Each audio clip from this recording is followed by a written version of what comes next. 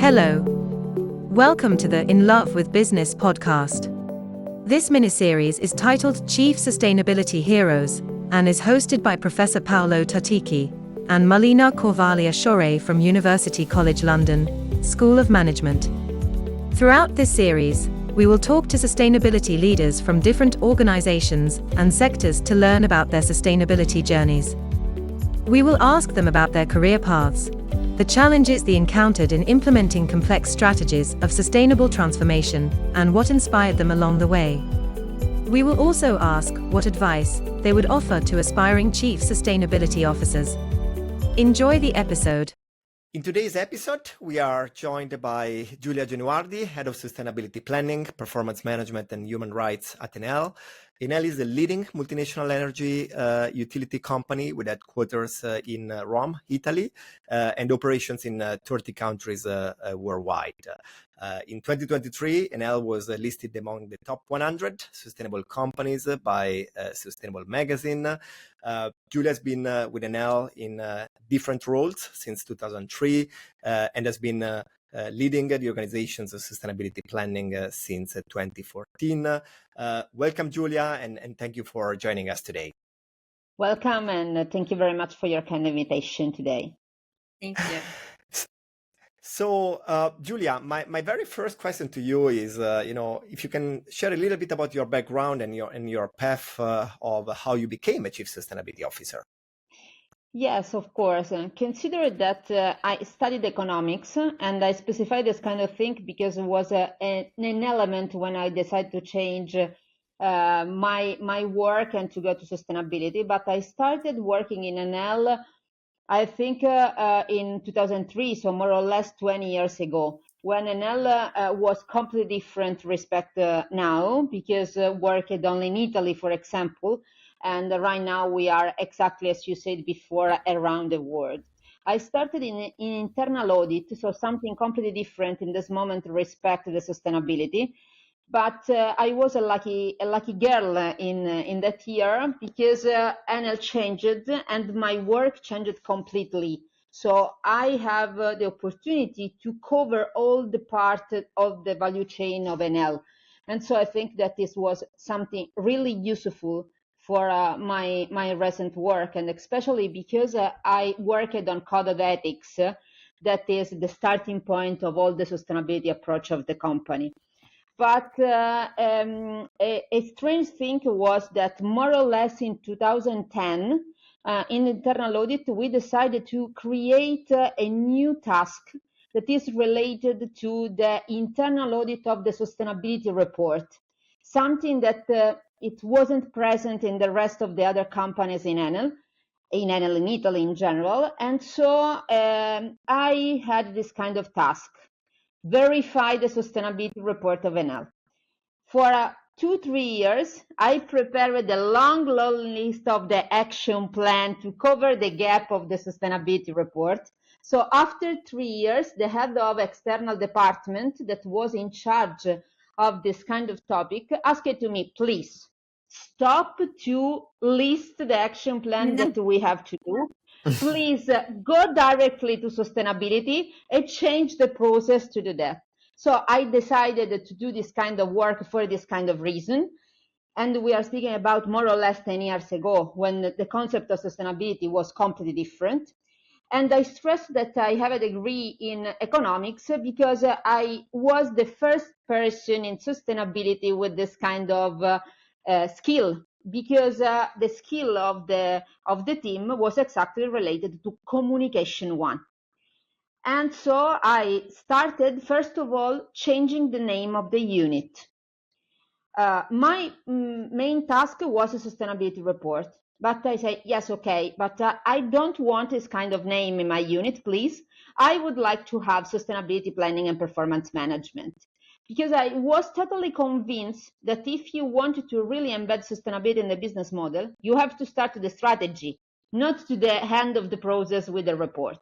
So this is the reason why the name of the unit in 2013 was exactly Sustainability Planning and Performance Management. Then I added to my unit many other tasks, ESG indexes and rating, and then human rights. Because I really that's very interesting. Can you elaborate on that? Why human rights? Why human rights? Because human rights is exactly the most important element that we have right now. Because as you know, many times, many people think that sustainability means ethics. Is absolutely wrong. Ethics is a part of sustainability, but sustainability is business. And human rights is exactly the same thing. Human rights is something related to your behavior, but is absolutely related to the business model. So we have decided to underline the role of sustainability in terms of human rights exactly for this kind of thing. So company has a specific role in the human rights. We have to read human rights according to the business model.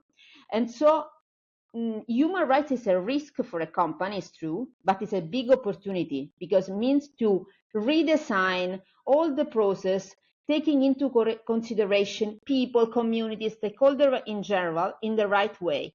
In fact, if you consider the two main elements of a utility are climate change and just transition. And just transition is exactly a fundamental part of human rights. Mm-hmm.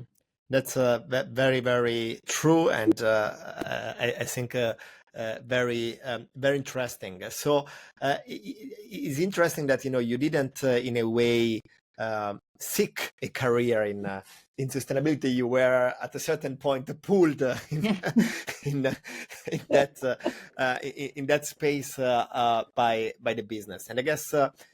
What is inspiring you today? So now you have been, in this field for 10 years. So what is kind of, inspiring you every day when you go to work? Consider that I think that sustainability is really a wonderful work. For me, for two reasons.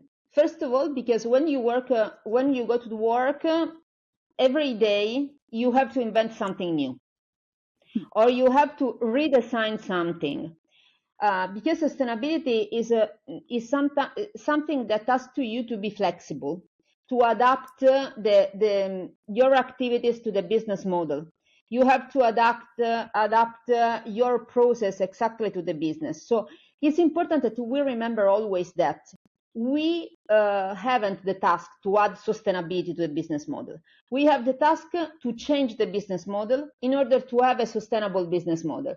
Seems a synonym, but it's completely different to the approach that you have. So every day I go to work and I read the newspaper. I speak with my colleague because I have to understand the strategy of the company, the mood of the company. And every day I have in my mind that it's impossible that I repeat the same scheme because the world changed. So this is my motivation. My motivation is this one. So in sustainability, it's impossible that you stop your activity, you stop your curiosity, you stop your creativity. But at the same time, it's necessary that you have courage to change the common pattern because it's not an easy task to do this kind of thing. Because the majority of the people, as you know, normally use it to do the same thing every day. And so but it's something that for me is a high level motivation to do that. Very inspiring. You mentioned your background, which I think is very interesting, that you started in economics and finance and auditing, all of which provided, it sounds like, the perfect background and training ground for the role you have today. Can you tell us, how would you describe or define the role of Chief Sustainability Officer for anyone who may not be familiar with the day-to-day focus and responsibilities? So I think, first of all, we have to consider that if we wanted to create really a sustainable business model, the sustainability manager is exactly an enabler of this kind of thing. So a sustainability manager is exactly the person that inside the company try to explain what does it mean add environmental, social, and governance topic to the industrial and financial one. So the main task is exactly this one. So the main task of the sustainability manager is identify the trend, identify the so-called the weak signal that will become material in the next future. So sustainability manager add medium and long term to the short term, that it's normal the focus of the rest of the area of the company. So I think that we have to separate two main tasks of the sustainability manager, because you have a task that is related exactly to the business model. You have to design the process embedding environmental, social, and governance element. You have to see the strategy in the next future, and also create awareness that something is possible, that it will be appreciated not in the short term but in the long term. Mm-hmm. You have to change the mentality that not all is possible that is considered in terms of revenue and cost, because sometimes some cost is a positive impact for the company. And you have a second part of your work that is related to measurement and reporting. So you have two different tasks in your work, because sometimes many people say, yes, a sustainability manager needs to be a manager with the soft skill and not with the hard skill, because I have to be to be an enabler, to be a challenger. Okay, but it's not necessary that you have technical skill. It's not true, because when you go to the second part that is related to reporting, that is related to measurement, need hard skill that are specific for sustainability, because the measurement of the ESG metrics is something completely different respect the financial. You have to create a link for sure, but are different and need specific skill. So I think that the role of sustainability manager is exactly more or less the role of the strategy. So you have to consider a wide view of your company, but your task is not only the short term, but is also the long term. And sorry if I stress this kind of thing, the most important thing is identify weak signal. Because if you identify weak signal, you reduce value and you reduce risk and you create value in a different way respect the past. Okay. Mm-hmm. You touched on some interesting points there. I just wanted to follow up really quickly on the role of a chief sustainability officer, having to decipher between the complexity of the technical side, but also balance that with the soft skills. So would you say is it fair to say that a chief sustainability officer also needs to act as an interpreter or a translator to, mine through that complexity for others to be on board? I think that you have used the most important word, so complexity. Sometimes you say complexity is related to complicated. It's not true. Mm-hmm. So complicated is something that you have exactly the solution. You need the right person, but you have the solution to solve this kind of issue or topic. Sustainability is exactly related to complexity. So sometimes you don't have a solution. You have to use innovation to solve many problems, and you need to create a systematic view. So you need to work with all the parts of the company. It's absolutely impossible that you work alone. Yeah. So for this kind of reason, for the reason of complexity, you have to create a big partner in the innovation department, because sometimes help to you to solve the issue, but also to increase the level of ambition of some specific target that you have in terms of sustainability. But at the same time, you have to create awareness on the rest of the company, because the employees of the company sometimes give you the correct solution to implement. So I think that soft skills are important for this kind of reason, because you have to create a real strong network. And especially, you have to identify the correct person for the correct topic that you have.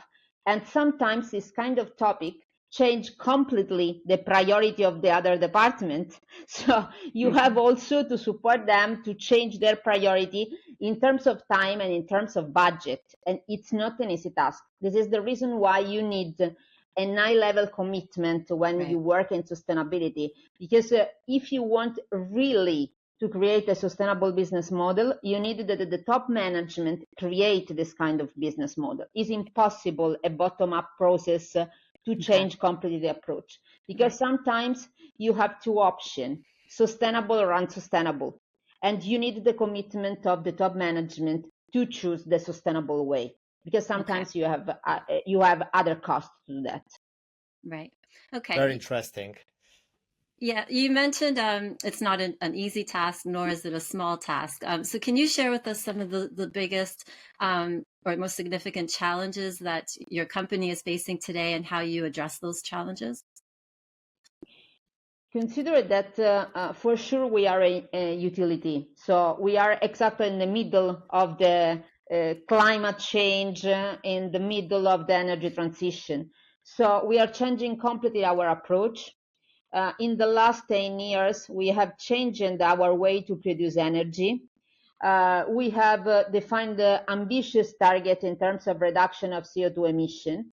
But for me, it's important to stress that this target of reduction of CO2 emission means that we have worked so hard to know our value chain, because especially when you go to the indirect emission and not only the direct, so the emission that you create, you are involving all the value chain. You are involving customers, you are involving suppliers. So you have to work with all these kind of actors to reach your target. And so it's a big challenge because we have different companies with different dimensions. We have different customers with different awareness of this kind of topic.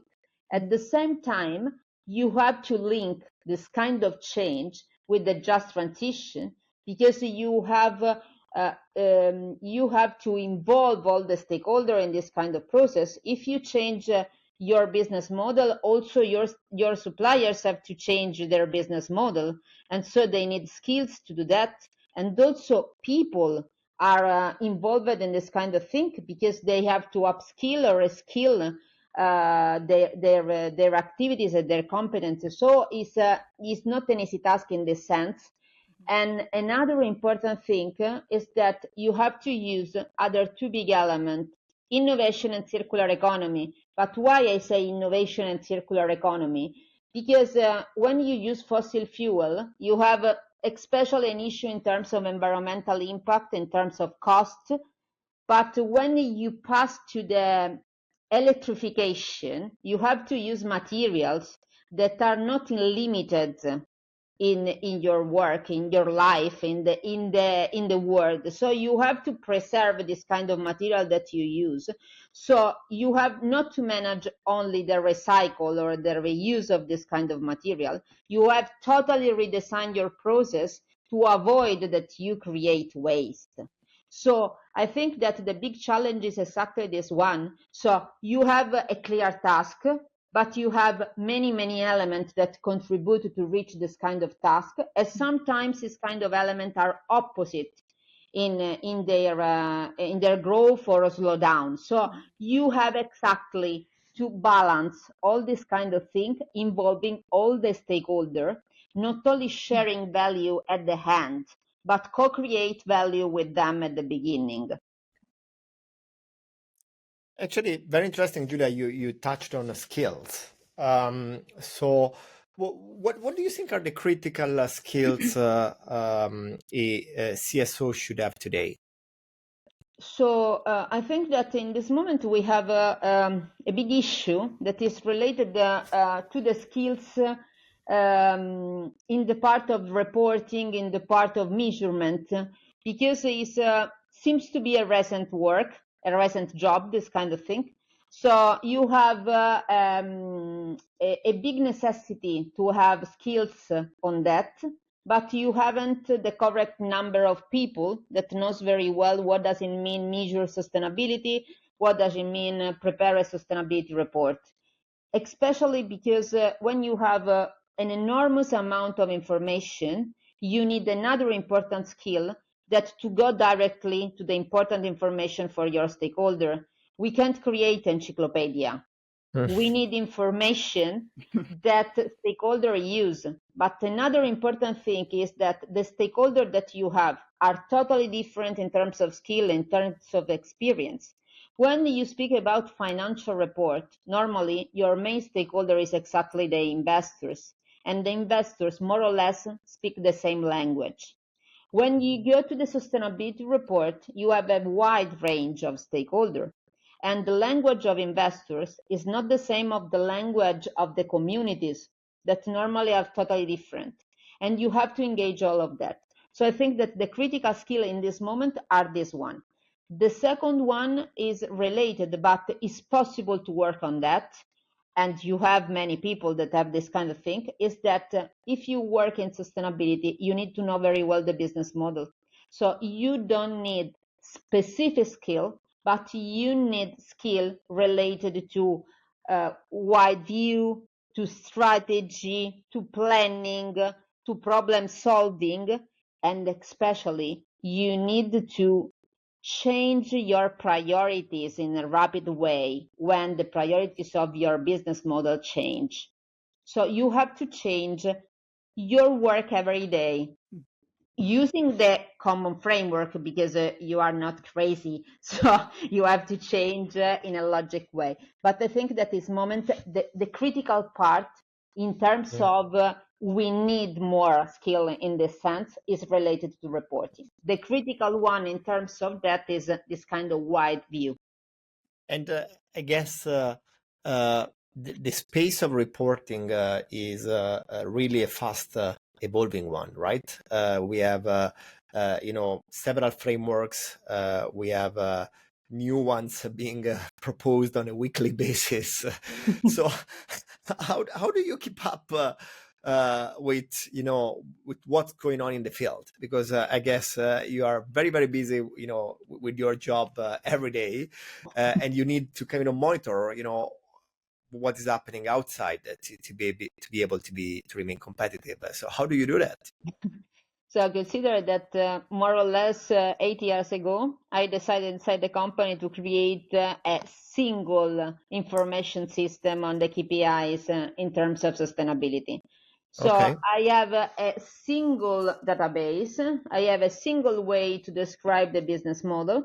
And then at the end of the sustainability report, if you wanted to speak simply in terms of also of the document, you have content index that try to collect the information according to the different way. I am lucky because I am part of the GSSB, that is the board of the GRI, the Global Reporting Initiative, that is the most important standard. And at the same time, I am part of the tag of the EFRAG, that is writing at the European level the sustainability standards. And I think that all the people that are around this kind of table are trying to create interoperability of this kind of standard. They are trying to create coherence of this kind of information. And I think that we have a big opportunity in the next future, and that is called materiality assessment. Probably if we will make simple the materiality assessment, simple in terms of clarity for the stakeholders, will be exactly the navigator to identify the most important information for the different stakeholder. Yeah. But sorry if I stress this kind of thing. We have not to follow all the standards. We have to work for our sustainable business model, because if you want that the company work for this kind of target, the company have to know exactly what they have to measure and work on. And interesting, you mentioned the materiality analysis, which is, of course, central in sustainability planning, in sustainability reporting, I would say in sustainability strategy in general. Now, today, we don't really have a standard approach or guidelines for conducting, materiality analysis. So I guess different companies, probably follow the same principles, but not necessarily the same processes. And therefore, as you said, the output is not necessarily always easy to understand or comparable.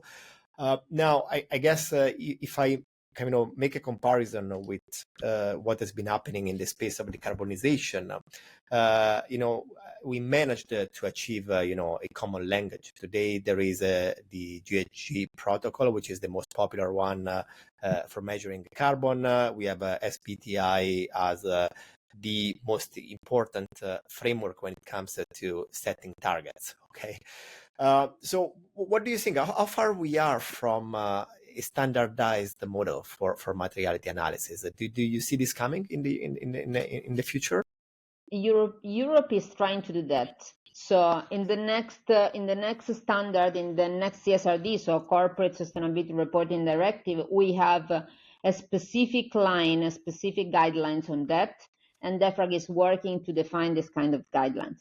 It's normal that it's not an easy task, especially because probably the process will be the same, but it's normal that the list of the impact that you will have will be different. Probably in the next future, we will work on a taxonomy of the impact that I think that could be an option to compare the different impact of the company. But I think that it's impossible to have exactly all the results that are comparable because the company are different, work in different countries, but it's absolutely necessary that we have a clear framework. So if you are really aware that all the companies follow the same process, you are really convinced that the main topic that the company present are exactly the main topic or not.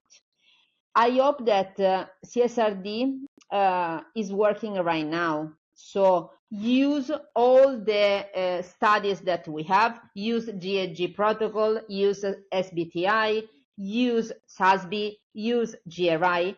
So I hope that with this kind of regulation that is the last in terms of time, probably we can consolidate all the experience that we have, but also all the worst case that we have, because we have many examples of worst case in terms of target or in terms of reporting. So I hope that in the next future we will have, because I think that it's impossible that you have 500 KPIs in your report. It's possible, but you need guidelines to read this kind of thing. And I'm really convinced that the guideline is exactly the materiality assessment, especially with this kind of regulation that compare impact view and financial view. So for the first time, you have this kind of thing. And also, Paolo, for the first time, you have a clear link to the strategy, because in the previous standard, you had the link to the reporting. So materiality assessment was important to identify the topic to report. Right now, they say no, it's important to define your target and then the resources that you use to achieve the target is completely different. The new regulation help us to create a systematic view in terms of plan, in terms of reporting. Because if you compare this kind of regulation with the financial one, in the financial one, you haven't any reference to plan. In sustainability regulation, they say to the company, if you want to be compliant, you have to present materiality, strategy, and reporting. So they don't stress only the last part. I am really happy of this one because I decided to change the name of the unit 10 years ago. So it's absolutely aligned with this kind of idea. But we need the new regulation to put in place in a wide range this kind of approach. Yeah. It sounds like you were ahead of the curve with the title of your department. Just leading on your experience for a moment, because you've been working in sustainability for some time, and Enel's been engaged with sustainability for some time as well. Can you share with us an example of an initiative that you're particularly proud of, a sustainability-focused initiative that you helped implement at your organization? Okay, if I can joke for a moment, I can say to you that the most important result that I achieved in this kind of year was that for the first 2 years, more or less, I called many people many times, and they normally don't answer to my request or answer partially. Right now, I have to cancel many calls that this kind of department make me, because I haven't any time to cover all the requests that I receive. So the main KPI for me is the number of call performed and the number of call received right now. But you but could I add think that to your reporting. Exactly. No. 500 KPIs are enough. Fair enough. No, but I think that it's not the most important initiative, but I think that is an important initiative in terms of approach. Because more or less 6 years ago, we decided to define a target in terms of number of women in the managerial position. I fight exactly many times because I didn't want this kind of target for an important reason. Because if you put this kind of target of number of women and you haven't women with the correct skill, it's something unuseful for us. So we put this kind of target because it's according to ESG indexes. Mm-hmm. But we have created another target that I think that is really, really fundamental for our business. That is the number of women present in the selection process. Okay. And we asked to all colleagues to have 50% of women and 50% of men in the selection process.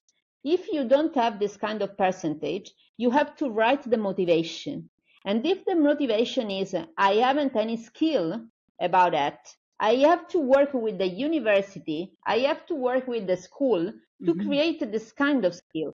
Because if I want to reach correctly a target, I have to create the backbone to reach this kind of target. I can't wait that other actors work for me on that, especially in this kind of topic. So I think that is a great result because for the first time, we haven't only a compliance with the request of the index. We are working to create the correct environment to reach in the future.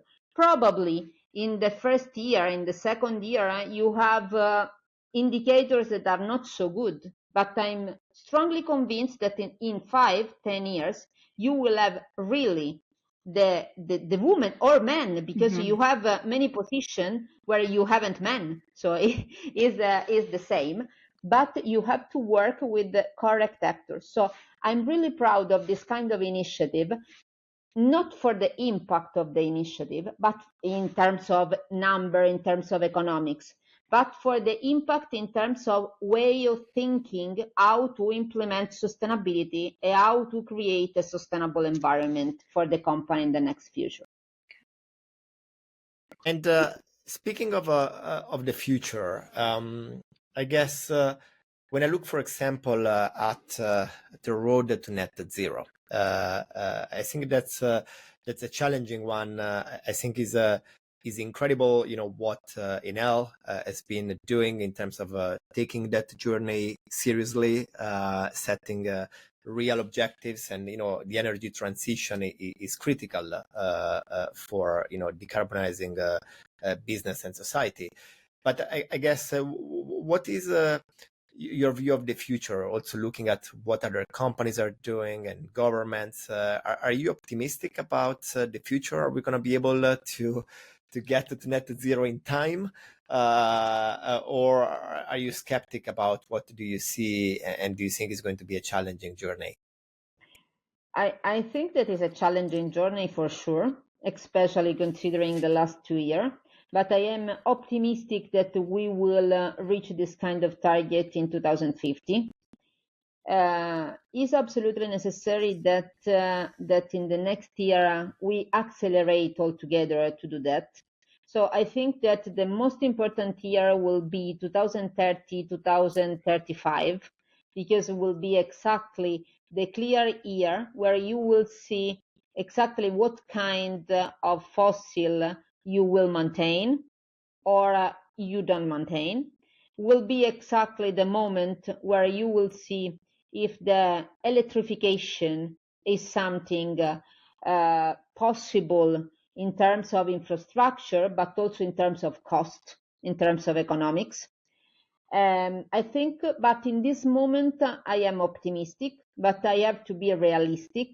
And so I have to consider year by year the different action that we put in place, maintaining in my mind always the target that we have. Probably we will change the action that we use, but we will maintain the target in the next future. But it's important also that we are open to change, not necessarily always, but it's possible that we have to change some specific action in a different way in the next year. But we have to maintain the target. Is necessary because the world needs this kind of thing, and also, but we have to guarantee efficiency, we have to guarantee sustainability, and we have to guarantee that economics works. Because if you don't have efficiency related to business, sustainability related to all the topic that you have, and economics, it's absolutely impossible that this kind of balance is possible. Mm-hmm. Just staying on the theme of the future just for a moment, what advice would you give to somebody who's aspiring to be a Chief Sustainability Officer? So we could have people listening who are either looking to do a career change or who are going to be graduating soon and looking to get their start. So what advice would you offer? I think that that this kind of work is exactly the work of the future, and will be always the work of the future, because the view is exactly the future. So if you work in sustainability, you will work always in the next frontier if you want to really work on that. So I think that it is the big opportunity of this kind of work. And so I suggest to do that for this kind of reason. But you have also need to have the humility to work with other people.